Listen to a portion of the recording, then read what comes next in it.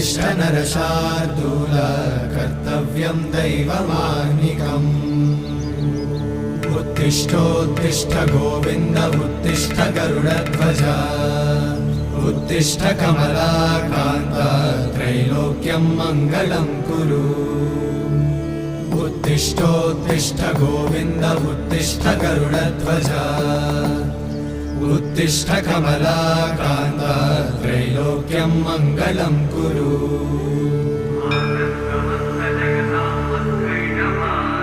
मातः समस्त जगतां मधुकैटभारे वक्षो विहारिणि मनोहर दिव्यमूर्ते